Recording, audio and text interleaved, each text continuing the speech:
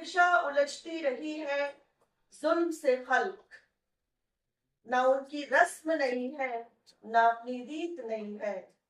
यूं ही खिलाए हैं हमने आग में फूल, ना उनकी हार नहीं है, ना अपनी।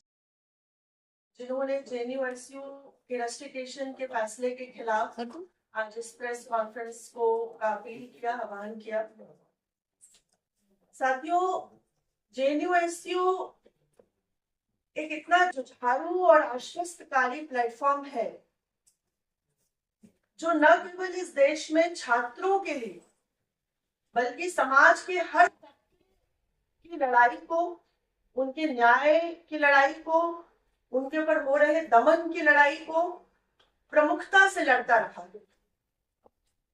और आज हम देख रहे हैं कि ऐसे ही एक जेएनयू जो कि दिल्ली विश्वविद्यालय के किन्हीं भी 2 कॉलेजेस को आप जोड़ दीजिए तो जेएनयू बन जाएगा। इतनी इस छोटा एक 9-10 हजार की संख्या का हमारा एक प्लेटफॉर्म है, लेकिन उस जेएनयू ने देश के अंदर तमाम जो SC ST OBC है, अल्पसंख्यक है, अपने हकों की लड़ाई लड़ने वाले लोग हैं, उनके भीतर हमेशा उनके साथ सॉलिडारिटी में उतरकर उनकी लड़ाई के साथ एकजुटता को जाहिर करने का काम किया है। और आज उसी जेएनयू को, ये कई बार ऐसा हुआ है कि जेएनयू के जो छात्र प्रतिनिधि हैं उनके ऊपर कई तरह से उनको आउट ऑफ बाउंड्स करने का, उनके ऊपर पेनल्टी लगाने का, तमाम तरीके से विक्टिमाइज करने की कोशिश हुई है। पर इस बार जो किया गया है ये ऐतिहासिक है, जब एक साथ पूरी की पूरी जेएनयू यूनियन को पूर्व अध्यक्ष समेत रस्टिकेट कर दिया गया। ये दुर्भाग्यपूर्ण है कि इस देश में इस समय तमाम जो लोकतांत्रिक तरीके से चुनी हुई यूनियंस है उन पे लगातार हमले हो रहे हैं। आप किसी भी मोर्चे पर जाके देख लीजिए, आपको ऐसे तमाम उदाहरण मिल जाएंगे जहां पर लोकतांत्रिक तरीके से चुने गए प्रतिनिधियों को किसी न किसी तरह से विक्टिमाइज किया जा रहा है, जो कि इस समय सत्ताधारी जो पार्टी है उसके समर्थन में नहीं है, उसके खिलाफ लिख रहे हैं, बोल रहे हैं, पढ़ रहे हैं, उन्हें हर तरह से विक्टिमाइज किया। इसी प्रेस कॉन्फ्रेंस हॉल में अभी कुछ महीने पहले जेएनयू के साथ मिलकर टीचर्स ऑर्गेनाइजेशंस भी उसमें शामिल थे। हम लोगों ने एक प्रेस कॉन्फ्रेंस किया था जो कि प्रोफेसर अली महमूदाबादी के समर्थन में था। आप भी उस प्रेस कॉन्फ्रेंस में शामिल थे।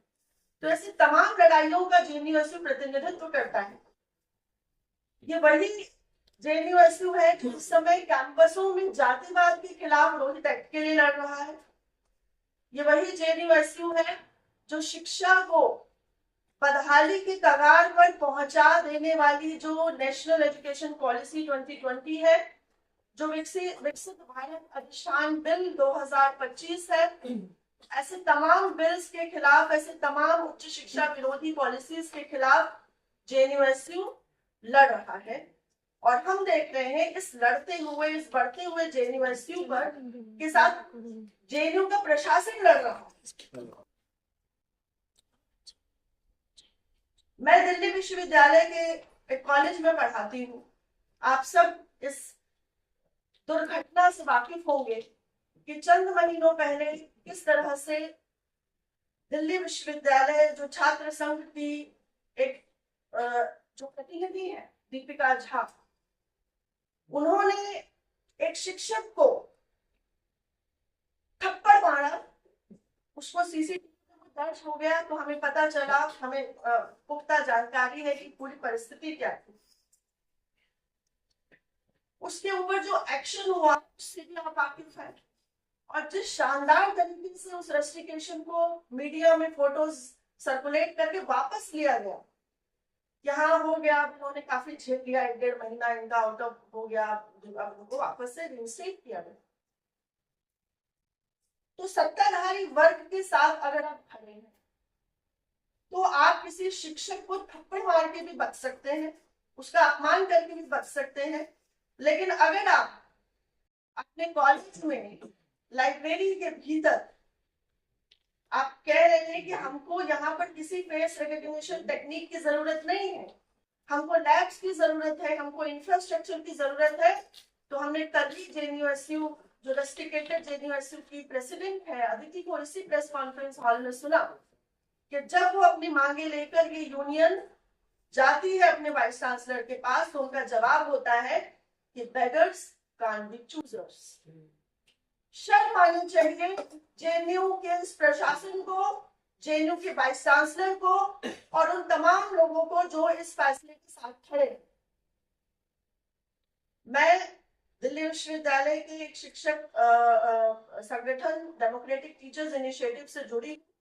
हम लोगों ने डीटीआई की ओर से जेएनयू के समर्थन में स्टेटमेंट भी लाया है और लगातार हम इस मुहिम में हैं और हम ये मानते हैं कि आज हमारा फर्ज है इस जुझारू और इस आश्वस्तकारी जेएनयू के साथ खड़े होने का। इस देश के तमाम डेमोक्रेटिक मूवमेंट्स को आज जेएनयू के छात्र प्रतिनिधियों के साथ उनके इस लड़ाई में आज एकजुटता दिखाने की जरूरत है और हम ये लड़ाई जारी रखेंगे। मैं फैज की चंद पंक्तियों के साथ अपनी बात को समाप्त करूंगी। यूं ही हमेशा उलझती रही है जुल्म से खल्क, ना उनकी रस्म नहीं है ना अपनी रीत नहीं है, यूं ही खिलाए हैं हमने आग में फूल, ना उनकी हार नहीं है ना अपनी जीत नहीं।